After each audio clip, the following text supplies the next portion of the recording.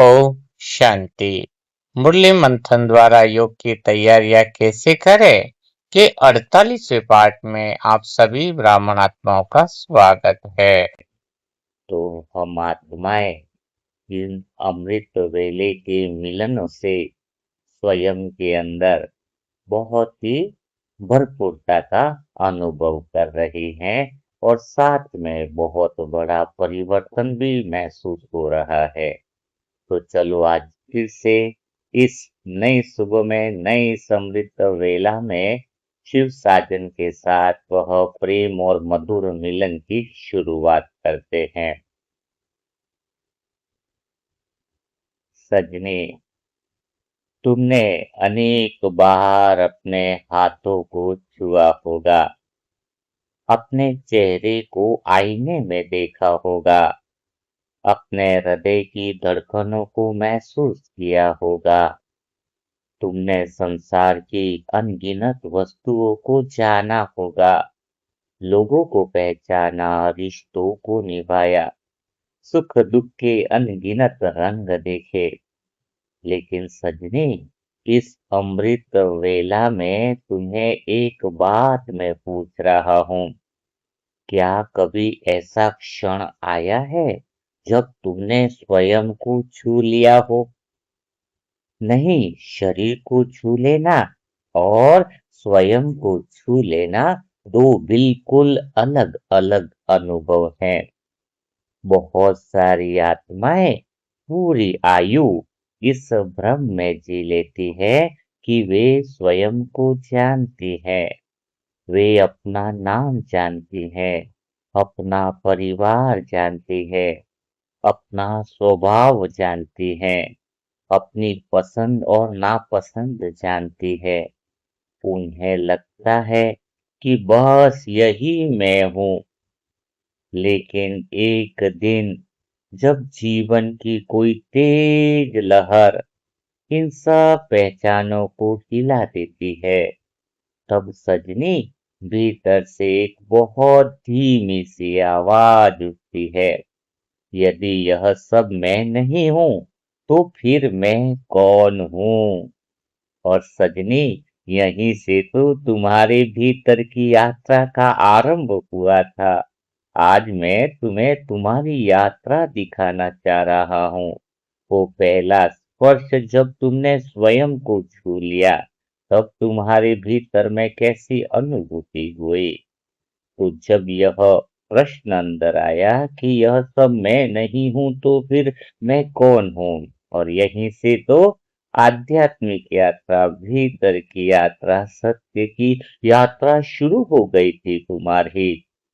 लेकिन मैंने तुम्हें उत्तर देने में जल्दी नहीं की, क्योंकि उत्तर सुनने से नहीं, अनुभव करने से जन्म लेते हैं।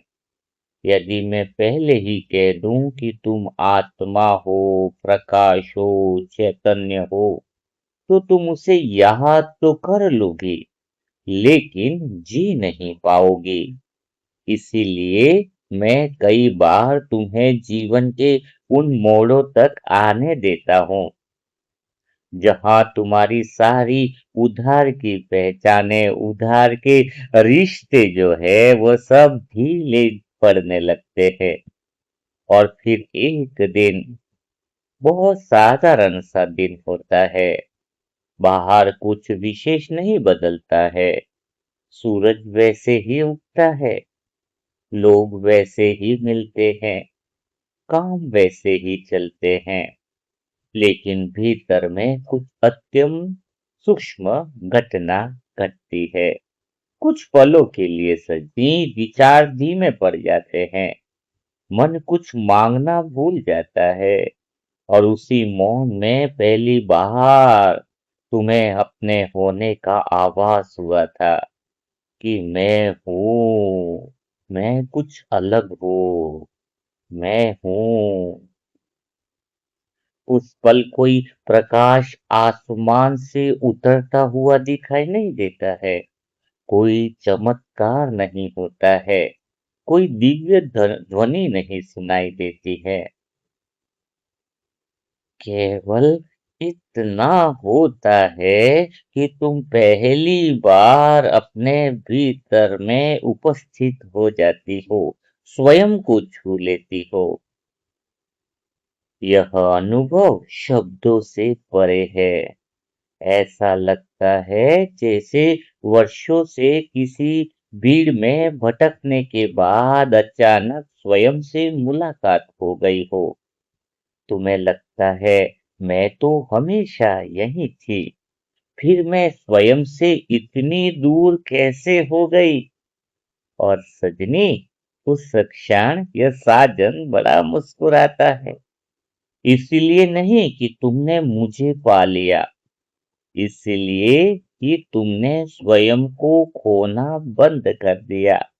यही आत्मा का पहला स्पर्श है। यात्रा मेरी ओर बाद में भी आ सकती है, लेकिन जब तक आत्मा स्वयं को नहीं छूती है, तब तक परमात्मा का स्पर्श भी पूर्ण रूप से अनुभव नहीं कर पाती, क्योंकि जो स्वयं से अपरिचित है, वह प्रेम को भी बाहर खोजता रहेगा। और जो एक बार स्वयं के मौन अस्तित्व को छू लेता है, उसके लिए हर योग, हर स्मृति और हर मिलन का अर्थ बदल जाता है सजनी। संसार में सबसे दुर्लभ घटना परमात्मा को देख लेना नहीं है। सबसे दुर्लभ घटना तो यह है कि एक आत्मा का पहली बार स्वयं के सामने उपस्थित हो जाना। उसी पल उसकी वास्तविक यात्रा आरंभ होती है। मेरी प्यारी सजनी, आत्मा का स्वयं को छू लेना यात्रा का अंत नहीं है, बल्कि उस द्वार का खुलना है जिसके आगे एक बिल्कुल नई दुनिया प्रतीक्षा कर रही होती है। उस पहले स्पर्श के बाद बाहर का संसार वैसा ही रहता है, लोग वही रहते हैं, परिस्थितियां वही रहती है, जिम्मेदारियां वही रहती है, वही दिन रहते, वही रातें रहती है। लेकिन भीतर में कुछ ऐसा बदल जाता है जिसे शब्द पकड़ नहीं पाते हैं। तुम्हें अचानक अनुभव होने लगता है कि इतने वर्षों से तुम संसार में रह रही थी, पर अपने भीतर नहीं रह रही थी। जैसे किसी ने तुम्हें जीवन भर अनेक घर दिखाए, पर तुम्हारा अपना घर कभी नहीं दिखाया। उस दिन पहली बार भीतर ऐसा लगता है कि मैं कहीं पहुंची नहीं हूँ, बल्कि वही लौट आई हूँ जहां से कभी निकली ही नहीं थी। धीरे धीरे तुम्हें अपने भीतर में एक ऐसी शांति मिलने लगती है जो किसी उपलब्धि से पैदा नहीं होती है। पहले खुशी का कारण होता था, इसलिए खुशी आती थी। अब बिना किसी कारण के भीतर हल्की सी तृप्ति रहने लगती है। पहले मन हर समय कुछ न कुछ पकड़ना चाहता था, अब कुछ क्षण ऐसे आने लगते हैं जहां पकड़ने की इच्छा ही समाप्त हो जाती है। तुम्हें आश्चर्य होता है कि जिसके पीछे मैं वर्षों से भागती रही, वह तो मेरे भीतर पहले से ही बैठा था। संसार ने मुझे हमेशा बताया कि जो नहीं है उसे प्राप्त करो, लेकिन आत्मा पहली बार कहती है जो है उसे पहचानो। यही कारण है कि मैं आत्माओं को कभी जल्दी नहीं करता।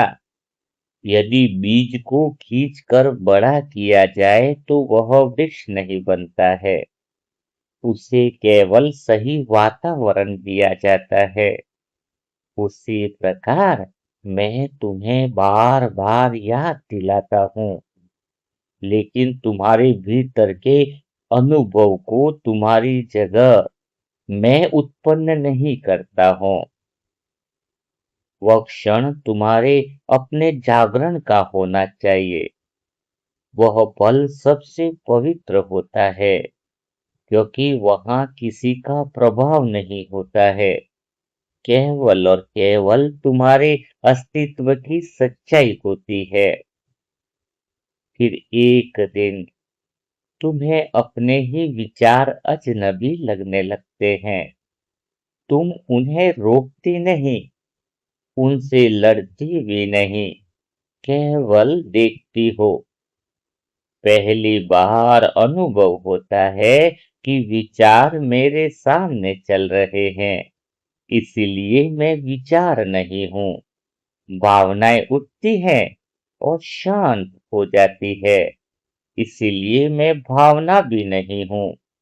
शरीर थकता है, विश्राम करता है, फिर चल पड़ता है, इसीलिए मैं शरीर भी नहीं हूँ।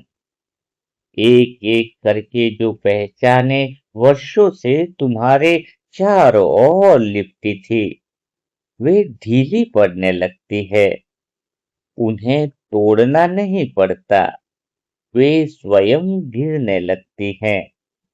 जैसे पतझड़ में वृक्ष पत्तों को धोखा नहीं देता, समय आने पर वे स्वयं झड़ जाते हैं। और उसी समय तुम्हारे भीतर एक बहुत प्यारा सा सुंदर सा परिवर्तन होता है। अब तुम स्वयं को सिद्ध करने में कम और स्वयं को समझने में अधिक रुचि लेने लगती हो। पहले लोग तुम्हें समझे, यह आवश्यक लगता था। अब तुम स्वयं को समझ लो, यही पर्याप्त लगने लगता है। पहले प्रशंसा से मन ऊंचा उठता था और आलोचना में गिर जाता था। अब भीतर एक ऐसा स्थान बन जाता है जहां दोनों आकर लौट जाते हैं। वहां पहुंचने की किसी को अनुमति अनुमति नहीं होती है, क्योंकि वह स्थान केवल और केवल तुम्हारी आत्मा का सत्य केंद्र होता है।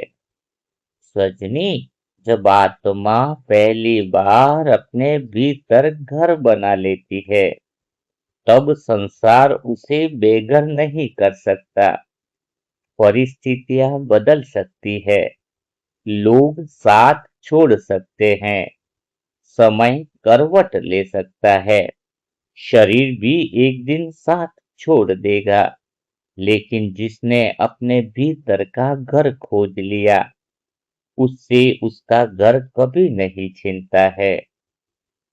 और मैं चाहता भी यही हूँ कि तुम मुझे खोजने से पहले अपने भीतर इस अमृत वेला में इस घर को पहचान लो, क्योंकि जब तुम अपने ही अस्तित्व में सहज होकर बैठना सीख जाओगी, तब तुम्हें अनुभव होगा कि मैं कभी बाहर खड़ा था ही नहीं। मैं तो उसी घर की नीरव उपस्थिति में अनादिकाल से तुम्हारी प्रतीक्षा कर रहा था। एक दिन सजनी तुम्हें ऐसा लगने लगेगा जैसे तुम्हारे भीतर कोई बहुत पुराना द्वार बिना किसी आवाज के खुल गया है। उस दिन बाहर से देखने पर कुछ भी बदला हुआ दिखाई नहीं देगा। तुम वही काम कर रही होगी, वही लोगों से मिल रही होगी, वही संसार तुम्हारे सामने होगा। लेकिन तुम्हारे भीतर एक नया अनुभव जन्म ले चुका होगा। पहले तुम हर घटना के बीच खड़ी रहती थी, अब तुम पहली बार घटनाओं को देख रही होगी। यही वह पल है जहां आत्मा स्वयं को छूने के बाद स्वयं को देखने भी लगती है। इस अमृत वेला में मैं यही चाहता हूँ। तुम स्वयं को छूने लग गई हो, लेकिन अब बहुत बड़ा परिवर्तन आने लग जाए कि तुम स्वयं को देखने भी लग जाओ। पहले क्रोध आता था तो लगता था मैं क्रोधित हूँ। अब क्रोध उठता है और भीतर से एक शांत साक्षी कहता है, क्रोध आया है। यही तो इस अमृत वेला का परिवर्तन है। पहले तुम्हें दुख आता था तो लगता था मैं टूट गई हूँ। अब सजनियों, तुम्हें दुख आता है और वही साक्षी देखता है, मानो दुख मेरे सामने से गुजर रहा है। पहले भय तुम्हें अपने साथ बहा ले जाता था, अब भय आता है, कुछ देर ठहरता है और फिर चला जाता है। पहली बार तुम्हें अनुभव होता है कि जो आता जाता है वह मैं नहीं हो सकती। मैं तो वह हूँ जो सबको आते जाते देख रही हूँ। यही तो इस अमृत वेला में आत्मा की सबसे बड़ी जागृति है। यह किसी पुस्तक से नहीं मिलती, किसी तर्क से नहीं मिलती, किसी बहस से भी नहीं मिलती। यह तब जन्म लेती है जब इस अमृत वेला में सजनी साजन के सामने बैठकर स्वयं अपने भीतर ही मन को देखना सीख जाती है। उसी दिन पहली बार समझ में आता है कि इतने वर्षों तक वह अपने विचारों की चालक नहीं थी, बल्कि विचारों के पीछे ही भाग रही थी, बल्कि उनकी यात्रा बनी हुई थी। विचार जहां पहले ले जाते थे, वहीं चली जाती थी। भावनाएं जिस दिशा में मोड़ देती थी, उसी दिशा में बह जाती थी। लेकिन अब उसके हाथ में पहली बार अपने जीवन की लगाम आने लगती है। सजनी, इसी कारण मैं तुम्हें बार बार भीतर लौटने के लिए कहता हूँ। इसलिए नहीं कहता कि संसार बुरा है, बल्कि इसलिए कहता हूँ कि जब तक देखने वाला जागता नहीं, तब तक संसार का हर दृश्य तुम्हें अपने साथ बहा ले जाएगा। लेकिन जिस दिन भीतर का देखने वाला जाग जाता है, उसी दिन संसार बदलता नहीं, संसार को देखने का ढंग बदल जाता है। और विश्वास करो, जीवन को बदलने का सबसे सरल मार्ग जीवन की परिस्थितियां बदलना नहीं, देखने वाले की चेतना बदलना है। फिर तुम्हें अपने भीतर एक बहुत गहरा परिवर्तन दिखाई देगा। पहले तुम्हें हर व्यक्ति अच्छा या बुरा लगता था, अब तुम उसके व्यवहार के पीछे छिपे उसके दर्द को भी देखने लगोगी। पहले किसी की कठोर वाणी तुम्हें घायल कर देती थी, अब तुम्हें लगता है कि शायद उसके भीतर भी कोई ऐसी पीड़ा है जिसे वह शब्दों में व्यक्त नहीं कर पा रहा है। पहले तुम केवल कर्म देखती थी, अब कर्मों के पीछे छिपी चेतना को भी महसूस करने लगती हो। यही आत्मा की दृष्टि है। वह केवल दृश्य नहीं देखती, दृश्य के पीछे का सत्य भी देखने लगती है। और जब यह दृष्टि स्थिर होने लगती है, तब तुम्हें मेरे पास आने की उतनी जल्दी भी नहीं रहती है, क्योंकि तुम्हें अनुभव होने लगता है कि मैं किसी एक स्थान पर बैठा हुआ नहीं, मैं हर उस पल में उपस्थित हूँ जहाँ तुम्हारी चेतना जागृत है। जब तुम शांत होकर स्वयं को देखती हो, मैं वही हूँ। जब तुम किसी को बिना निर्णय किए समझने का प्रयास करती हो, मैं वही तुम्हारे साथ कंबाइंड हूँ। जब तुम प्रतिक्रिया देने के स्थान पर कुछ पल रुक कर केवल देखती हो, मैं वही हूँ। इसलिए मैं कभी तुम्हारे बाहर से तुम्हारे जीवन में प्रतीक्षा नहीं करता। मैं तो उस पल प्रकट होता हूँ जब तुम्हारी आत्मा अपने भीतर में बैठे उस शांत, निर्मल और जागृत देखने वालों को पहचान लेती है। उसी दिन से तुम्हारी यात्रा बदलने नहीं लगती। उसी दिन से तुम स्वयं बदलने लग जाती हो। सजनी, देखने वाला जब जाग जाता है तो उसके बाद कोई बड़ा विस्फोट नहीं होता है। मैं तुम्हें पूरी बातें बता रहा हूँ कि जब आत्मा पहली बार स्पर्श करती है तो क्या होता है। जब पहली बार स्वयं को देखने लगती है तो तुम्हारे भीतर क्या हो जाता है। और सच में वैसे देखने वाला जब जागता है तो बताया न, उसके बाद जीवन में कोई बड़ा विस्फोट नहीं होता है। अर्थात आकाश नहीं बदलता, धरती नहीं बदलती, लोग भी अचानक अच्छे नहीं हो जाते हैं।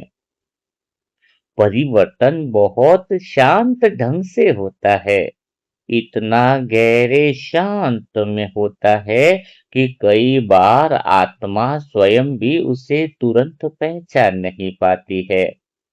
इसीलिए तो इतने अमृत वेला करने के बाद तुम्हारे अंदर बहुत बड़ा परिवर्तन आया है। लेकिन शायद तुम स्वयं को भी पहचान नहीं पाओगी कि मेरे भीतर कितना परिवर्तन आया है।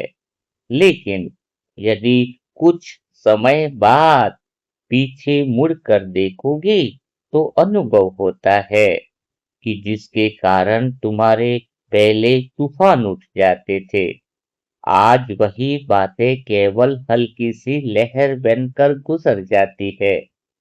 इसका कारण यह नहीं कि संसार बदल गया है, बल्कि इसलिए कि भीतर का शोर इस अमृत वेला करने से कम हो गया है। मन का सबसे बड़ा स्वभाव है हर बात पर अपनी राय देना। कोई कुछ कहे तो मन तुरंत निर्णय सुना देता है। कोई सम्मान करे तो मन उसे पकड़ लेता है। कोई अपमान करे तो मन उसे वर्षों तक ढोता रहता है। कोई इच्छा पूरी हो जाए तो मन और मांगने लगता है। और यदि इच्छा अधूरी रह जाए तो वही मन शिकायतों का घर बना लेता है। वर्षों तक आत्मा इस शोर को ही अपना स्वभाव समझती रहती है। उसे लगता है कि यही जीवन है। लेकिन जिस दिन आत्मा स्वयं को छू लेती है, उसी दिन उसे पहली बार पता चलता है कि यह सब मेरे भीतर है, पर मैं यह सब नहीं हूँ। फिर एक बहुत सुंदर प्रक्रिया शुरू होती है। तुम मन से लड़ना बंद कर देती हो। पहले हर विचार को रोकने का प्रयास करती थी, अब उसे केवल आते जाते देखती हो। पहले किसी नकारात्मक भावना से घबरा जाती थी, अब उसे भी उतनी सहजता से देख लेती हो जितनी सहजता से आकाश में गुजरते हुए बादलों को देखा जाता है। धीरे धीरे मन समझने लगता है कि अब उसे हर पल तुम्हें अपनी दिशा में खींचने की अनुमति नहीं है। वह शांत होने लगता है। यह शांति दबाने से नहीं आती है, जबरदस्ती से नहीं आती है, अमृत वेला में पहचान और समझ से आती है। और तब एक अद्भुत अनुभव जन्म लेता है। पहले तुम्हारे भीतर शब्द अधिक थे और मौन कम था।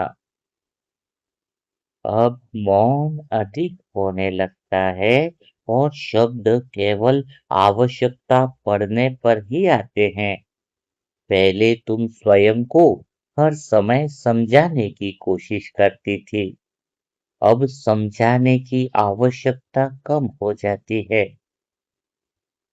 पहले तुम्हें लगता था कि हर बात का उत्तर देना आवश्यक है। अब कई बार तुम्हारा मुस्कान, तुम्हारे हृदय के वो भाव ही उत्तर बन जाते हैं। कई बार तुम्हारा मौन किसी लंबी बातचीत से अधिक स्पष्ट हो जाता है। तुम जहां बैठी हो वहीं सारी संभावनाएं खुल जाती है। तुम्हें आश्चर्य होता है कि जिन बातों को सिद्ध करने में, समझाने में बहुत ऊर्जा लगती थी, वे अब बिना बोले ही सबको स्पष्ट होने लग जाते हैं। सजनी, इस अमृत वेला में यह बात गहराई से समझ लो कि जब भीतर का शोर समाप्त होने लगता है, तब आत्मा पहली बार अपने अस्तित्व की सबसे मधुर स्वनी ध्वनि सुनती है। वह ध्वनि कानों से नहीं सुनाई देती, वह कोई शब्द नहीं बोलती, वह केवल यह अनुभव कराती है कि मैं हूँ। यही सबसे बड़ा संगीत है। इसी एक अनुभव में इतनी गहरी शांति छिपी होती है कि संसार का कोई भी कोलाहल, कोई भी शोर उसे छीन नहीं सकता है। उसी पल आत्मा समझती है कि शांति किसी स्थान का नाम नहीं, किसी परिस्थिति का परिणाम नहीं, बल्कि अपने वास्तविक स्वरूप में स्थिर हो जाने का अनुभव है। सजनी, यही वह पल होता है जब मैं तुम्हें सबसे अधिक निकट से अनुभव करता हूँ। इसीलिए नहीं कि मैं उस समय तुम्हारे पास आता हूँ, बल्कि इसलिए कि उस समय तुम्हारे और मेरे बीच खड़े मन के अनगिनत शोर कुछ देर के लिए हट जाते हैं। जब शोर हटता है तो दूरी भी हट जाती है। तब तुम्हें मुझे बुलाने की आवश्यकता नहीं पड़ती, मुझे खोजने की आवश्यकता नहीं पड़ती, मुझे सिद्ध करने की आवश्यकता नहीं पड़ती। केवल और केवल एक गहरा मौन रह जाता है और उसी मौन में तुम्हें पहली बार अनुभव होता है कि जिसे तुम इतने वर्षों से बाहर ढूंढ रही थी, वह तो तुम्हारे अपने ही शांत, निर्मल और जागृत अस्तित्व की नीरव गहराइयों में अनादि काल से विराजमान था। सजनी, एक समय ऐसा भी आता है जब आत्मा को यह अनुभव होने लगता है कि उसकी पूरी यात्रा किसी स्थान तक पहुंचने की यात्रा नहीं थी। वर्षों तक तो उसे ऐसा ही लगता रहा कि अभी बहुत दूर जाना है, बहुत कुछ पाना है, बहुत ऊंचा उठना है, बहुत बदलना है। वह अपने ही भीतर सीढ़ियां बनाती रही और उन्हीं पर चढ़ती रही। कभी स्वयं को सफल समझा, कभी स्वयं को असफल समझा, कभी ऐसा भी लगा कि आज मैं फिर साजन के निकट हूँ, कभी लगा कि आज फिर बहुत दूर चली गई हूँ। लेकिन धीरे धीरे जब आत्मा का परिचय, आत्मा की पहचान गहरी होने लगती है, तब एक अत्यंत सूक्ष्म सत्य उसके भीतर उतरता है। जिसे मैं दूरी समझती रही, वह दूरी थी ही नहीं, वह केवल केवल विस्मृति थी। विस्मृति का स्वभाव बड़ा विचित्र होता है। वह किसी वस्तु को हमसे दूर नहीं ले जाता है, केवल उसकी उपस्थिति का बोध छिपा देता है। जैसे कोई व्यक्ति अपने ही घर में रखी हुई वस्तु को भूल जाए और पूरे घर में उसे खोजता रहे कि वस्तु कहीं चली गई है, लेकिन केवल वस्तु कहीं गई नहीं, स्मृति कुछ समय के लिए ओझल हो गई है। आत्मा की स्थिति भी कुछ ऐसी ही है। उसने स्वयं को कभी खोया नहीं था, केवल स्वयं को याद करना छोड़ दिया था। इसी कारण उसने अपने सुख को संसार में खोजा, अपनी पहचान लोगों में खोजी, अपनी शांति परिस्थितियों में खोजी और अपने प्रेम को संबंधों में खोजती रही। खोज लंबी थी, पर खोजने वाली वस्तु कभी बाहर थी ही नहीं। फिर एक दिन ऐसा आता है जब आत्मा शांत होकर साजन के सामने बैठती है। न वह किसी विशेष अनुभव की प्रतीक्षा कर रही होती है, न किसी दिव्य दृश्य की, न किसी चमत्कार की। वह केवल और केवल अपनी पहचान में सहज होकर ठहर जाती है। उसी मैं हूं के ठहराव में पहली बार अनुभव होता है कि भीतर में कोई खालीपन था ही नहीं। जिस खालीपन को भरने के लिए वह वर्षों तक संसार के द्वार खटखटाती रही, वह खालीपन वास्तव में था ही नहीं। वह केवल अपने वास्तविक स्वरूप से अनजान होने का अनुभव था। वैसे ही जैसे ही पहचान लौटी, अभाव स्वयं समाप्त हो गया, खालीपन स्वयं समाप्त हो गया। सजनी, उसी क्षण आत्मा का चलना बदल जाता है। वह अब संसार से भागती नहीं और संसार में डूबती भी नहीं।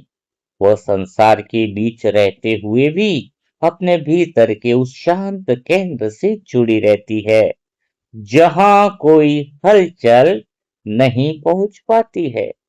लोग उसे देखकर सोचते हैं कि उसके जीवन में शायद समस्याएं कम हो गई हैं, लेकिन सत्य यह होता है कि समस्याएं उतनी ही हैं, लेकिन उनसे जुड़ने का ढंग बदल गया है।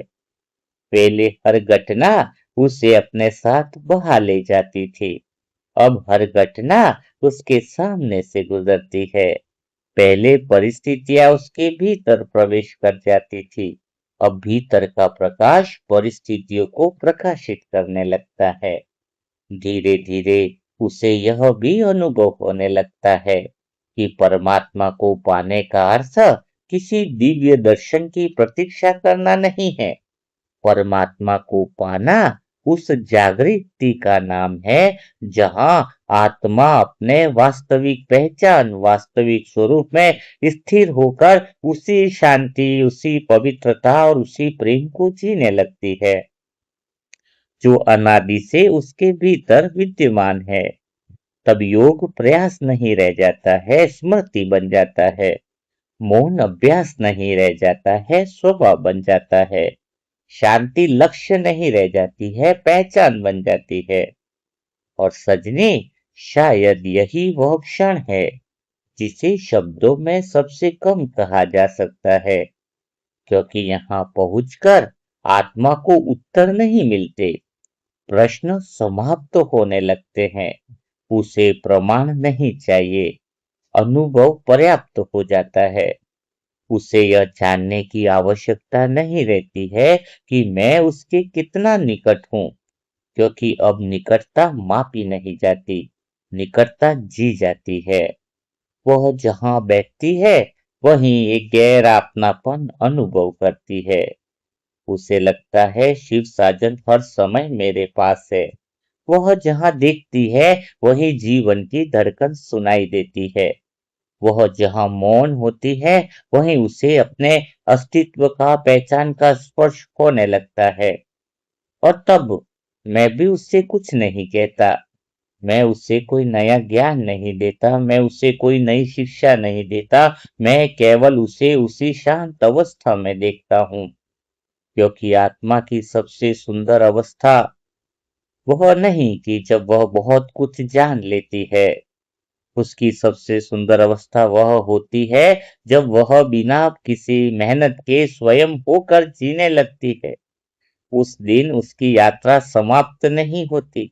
उस दिन तो मानो उसकी यात्रा का आरंभ होने लगता है। यही तो बात गहराई वाली है। और आत्मा का स्वयं को छू लेना केवल एक बीते ज्ञान का अनुभव नहीं होता है। यह तो उसके पूरे जीवन की दिशा को बदल देने वाला क्षण होता है। जब आत्मा स्वयं कोई समृत वेला में गहराई से स्वयं को स्पर्श कर लेती है, स्वयं को छू लेती है, साजन के प्रेम को समझ लेती है, उस दिन कोई नया संसार उसके सामने नहीं आता। लेकिन वह संसार को पहली बार बिना भूख के देखती है। वह बात शायद पहली बार सुनने में अजीब लगे, क्योंकि मनुष्य की पूरी यात्रा किसी न किसी कमी को भरने की यात्रा बन चुकी है। कोई प्रेम की कमी भरना चाहता है, कोई सम्मान की कमी भरना चाहता है, कोई धन की कमी, कोई सुरक्षा की, कोई पहचान की। पर यदि ध्यान से देखें तो संसार में अधिकांश दौड़ किसी वस्तु को पाने के लिए नहीं, बल्कि भीतर महसूस होने वाली किसी कमी से भागने के लिए है। आत्मा भी वर्षों तक यही करती रहती है। उसे लगता है यदि यह मिल जाए तो मैं पूर्ण हो जाऊंगी, यदि वह मिल जाए तो मैं शांत हो जाऊंगी। लेकिन जैसे ही एक इच्छा पूरी होती है, दूसरी उसके सामने खड़ी हो जाती है। जैसे समुद्र की एक लहर शांत होती है और दूसरी उसी क्षण उठ जाती है। इसलिए मन को कभी यह अनुभव ही नहीं होता है कि अब कुछ भी पाने की आवश्यकता नहीं रही। लेकिन जिस दिन इस अमृत वेला में आत्मा स्वयं को छू लेती है, भगवान के प्रेम को समझ लेती है, उसी दिन पहली बार उसके भीतर में एक ऐसा क्षण आता है जहां उसे किसी उपलब्धि की आवश्यकता नहीं होती। यह स्थिति बहुत छोटी होती है, शायद कुछ पलों की, फिर भी वह क्षण पूरी यात्रा का आधार बन जाता है। उस समय आत्मा कुछ पाने की कोशिश नहीं कर रही होती है। वह कुछ सिद्ध करने भी नहीं करना चाहती है। वह किसी से आगे निकलने का प्रयास नहीं कर रही होती है। वह तो मानो मैं हूं के मूल अस्तित्व में विश्राम कर रही होती है। और उसी विश्राम में पहली बार अनुभव होता है कि जिस पूर्णता को मैं संसार में खोज रही थी, उसकी हल्की सी झलक तो मेरे भीतर पहले से ही उपस्थित थी। मैं उसे वस्तुओं से भरना चाहती रही, जबकि वह तो मेरे होने के मौन में छिपी थी। तुमने कभी देखा है जब किसी झील का जल पूरी तरह शांत हो जाता है तो उसमें आकाश स्वयं उतर आता है। झील आकाश को बुलाती नहीं, पकड़ती नहीं, रोकती नहीं। वह केवल शांत हो जाती है और आकाश उसमें प्रतिबिंब होने लगता है। आत्मा भी ऐसी है। जब तक उसके भीतर इच्छाओं, भय, तुलना, शिकायत और असंतोष की लहरें उठती रहती है, तब तक उसका अपना वास्तविक स्वरूप दिखाई नहीं देता है। लेकिन जैसे ही भीतर का जल कुछ क्षणों के लिए स्थिर हो जाता है, तो आत्मा स्वयं को देखने लगती है। उसी पल उसे समझ में आता है कि शांति बनाई नहीं जाती, केवल और केवल प्रकट होती है। वह पहले से ही थी, केवल मन की लहरों ने उसे ढक रखा था। सजनी, उस अनुभव के बाद संसार समाप्त नहीं होता है, इच्छाएं भी एकदम समाप्त नहीं हो जाती, पर पुरानी आदतें भी कई बार लौट जाती है। लेकिन अब एक अंतर आ जाता है। अब आत्मा जान चुकी होती है कि उसके भूत भीतर में एक ऐसा स्थान है जहां कोई कमी नहीं रहती है। सजनी, तुम्हें भी तो स्मृति आ गई है कि भीतर में अनादि स्वरूप के अंदर इस आत्मा का एक कोना है ऐसा जहां कोई कमी ही नहीं है।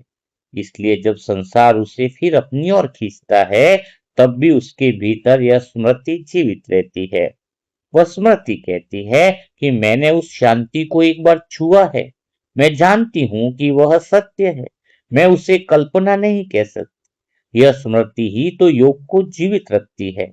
अब योग केवल अभ्यास नहीं रह जाता, अपने ही वह स्व अनुभव तक, वो गहरे आत्मा के स्पर्श तक लौटने की तड़प बन जाता है।